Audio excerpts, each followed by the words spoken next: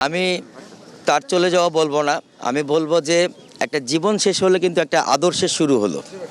এই যে আপসহীনতা, আমি বাংলাদেশের সর্বস্তরের জনগণের কাছ থেকে অনুমতি নিয়ে জাতিসংঘের কাছে আকুল আবেদন জানাবো, বেগম খালেদা জিয়াকে যেন পৃথিবীর আপসহীন নেত্রী হিসেবে ডিক্লেয়ার করা হয়। এই যে মহিলা, তার যে জীবন, সারা জীবন সে কিন্তু অন্যায়ের বিরুদ্ধে ফাইট করে গেছে এবং অন্যায়ের কাছে কখনো মাথা নোয়া করেনি।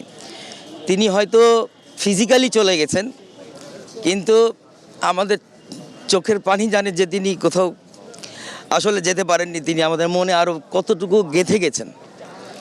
এরকম একজন মানুষ আসলে বাংলাদেশ আর পাবে কিনা সন্দেহ আছে।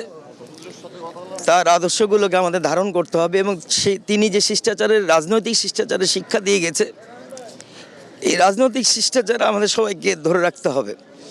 এবং তিনি যে বাংলাদেশ দেশপ্রেমের উদাহরণ দিয়ে গেছে এবং প্রতিবেশী দেশগুলোর সাথে শিষ্টাচার বজায় রেখে বাংলাদেশের অধিকারকে আদায় করার জন্য তিনি যে আপ্রাণ সংগ্রাম চালিয়ে গেছে, এই জিনিসটা আমরা যেন সবসময় আমাদের মনে, দেশপ্রেমটা যেন আমরা সবসময় আমাদের মনে ধারণ করি, সেটি আদর্শ আমাদেরকে আদর্শিত হতে হবে। আমি বলবো না উনি চলে গেছেন, আমি বলবো উনি আমাদের মনে আরও বেশি বসে গেছেন, একদম গেঁথে গেছেন। আল্লাহ তাকে জান্নাতবাসী করুক, তার কবর আজবকে ক্ষমা করে দিক আল্লাহ। আমি বলবো যে উনি হয়তো এতদিন একজন দলীয় ব্যক্তিত্ব ছিল, বাংলাদেশে 3 বার প্রধানমন্ত্রী হয়ে প্রতিনিধিত্ব করেছে, কিন্তু আজকে তার এই ফিজিক্যালি চলে যাওয়ার মাধ্যমে উনি আজকে আর দলীয় নাই। আজকে উনি সর্বস্তরের মানুষ হয়েছেন। উনি আজকে সারা বিশ্বের একজন অপরাজয় নেত্রী হয়েছেন, একজন আপসহীন নেত্রী হয়েছেন। উনি আরও উচ্চতায় উঠেছেন আজকে, আমি বলবো। এবং আমরা সবার কাছে আকুল আবেদন করব যে উনি সারা জীবন যে সংগ্রাম চালিয়ে গেছে, আমরা যেন সেই আদর্শটাকে আমাদের মধ্যে ধারণ করি, তার জন্য দোয়া করি। আমরা তার রুহের এবং আত্মার মাগফিরাতের জন্য দোয়া করি। আপনারা জানেন 1945 সালের 15 আগস্ট এই মহিষী নারী পৃথিবীর ধরাধামে এসেছিলেন। দীর্ঘ 80 বছর 4 মাস 15 দিন তার এই বর্ণাঢ্য জীবনে তিনি নানা সময় নানা প্রতিঘাত পার করেছেন।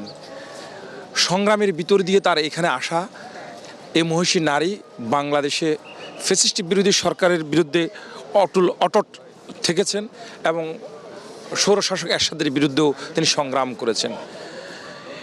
একজন গৃহিণী, বাংলাদেশের স্বাধীনতার ঘোষক মেজর জিয়াউর রহমানের সহধর্মিণী হিসেবে দীর্ঘজীবন কাটানোর পরিসমাপ্তিতে যখন জিয়াউর রহমানের অকাল মৃত্যু হয়েছে, তখন তিনি রাজনৈতিক ময়দানে এসেছেন। অনেকে মনে করেছিলেন তিনি রাজনৈতিক মাঠে একজন কর্মী হয়ে উঠতে পারবেন না, কিন্তু আমরা দেখেছি দৃঢ় ছাতায় মহিষী নারী রাজনৈতিক কর্মী থেকে এক রাজনৈতিক নেতৃত্ব স্থান দখল করেছেন এবং বাংলাদেশের নারী প্রধানমন্ত্রী হয়ে তিনি ইতিহাসের সাক্ষী হয়েছেন। 1991 সালের প্রধানমন্ত্রী হওয়ার পরবর্তী সময় 1996 এবং 2001 সালেও তিনি প্রধানমন্ত্রী হয়ে বঙ্গুর বাংলাদেশকে একটি সমৃদ্ধ জাতিতে রূপান্তর করেছেন। আপনারা জানেন জিয়াউর রহমান বাকশাল পরবর্তী বাংলাদেশের ভেঙে যাওয়া গণতন্ত্রকে বহুদলীয় গণতন্ত্রে রূপান্তর করেছিলেন এবং জিয়াউর রহমানের রেখে যাওয়া সে বহুদলীয় গণতন্ত্রকে বেগম খালেদা জিয়া মানুষের জন্য অবধারিত করেছেন, যে গণতন্ত্রের হাত ধরে বাংলাদেশের সকল মানুষ কথা বলার অধিকার ফিরে পেয়েছেন, ভোটের অধিকার ফিরে পেয়েছেন। সে মহিষী নারীকে একটি ফ্যাসিস্ট অবৈধ সরকার দীর্ঘ সময় কারান্তরীণ রেখে তার শারীরিক যে নির্যাতন চালিয়েছেন, সেটাই খুব দ্রুত সময়ে তার বিদায়ের ঘণ্টা টেনে এনেছেন। আমরা তার এই বিদায়ের সময়ে খুবই ভারাক্রান্ত, হৃদয় আমাদের ভেঙে চুরমার হয়েছে। তারপর আমরা বিশ্বাস করি এই মহিষী নারী বাংলাদেশের ইতিহাসে যুগান্তরে তার কর্মপন্থার মধ্যে দিয়ে টিকে থাকবে ইনশাল্লাহ। দেখেন, উনি আজকে চলে গেলেন, এই বিষয়টা আমাদের জন্য এবং পুরো দেশকে এই বিষয়টা স্বীকার করা খুব কষ্টদায়ক। উনার মতন আপসহীন নেত্রী, আমাদের গণতন্ত্রের মা উনি, যাকে আমরা মমতাময়ী মা বলি, সে মা তার ছেলেদেরকে থুয়ে, এই দেশবাসীকে থুয়ে আজকে দেশ এই পৃথিবী থেকে বিদায় নিয়েছে, দুনিয়া থেকে। এটা আমাদের জন্য সবচেয়ে শোকাহত দিন আজকে। মানে 1971-72-এর পর যদি কোনো শোকাহত দিন থাকে, আজ সেই দিনটি। আজকে আমাদের সেই পরীক্ষার দিনটি, বাংলাদেশের সেই পরীক্ষার দিনটি, বিএনপি পরিবারের আজকে সেই পরীক্ষার দিনটি। এই শোককে আমরা কিভাবে সামলাবো, এই শোককে আমরা কিভাবে প্রতিহত করব, এটা আমাদেরকে আসলে বুঝে উঠতে হবে। হ্যাঁ, আর যদি এই কথা জিজ্ঞেস করেন যে শহীদ প্রেসিডেন্ট জিয়াউর রহমানের মাজারের পাশে ওনার এটাই ওনার যোগ্য স্থান। আপনারা জানেন, আমরা সবাই জানি 1971-এ যে মহিলা পাকিস্তানি সেনাবাহিনীদের হাতে নির্যাতিত হয়েছেন, এবং এরপরেও আমরা জানি যে বিগত ফ্যাসিবাদ এই সরকারের হাতে যে মহিলা প্রতি মুহূর্তে নির্যাতিত হয়ে এসছেন, ওনার স্থান যদি আজ এখানে না হয়, ওনার স্থান আজ আর কোথাও হবে না।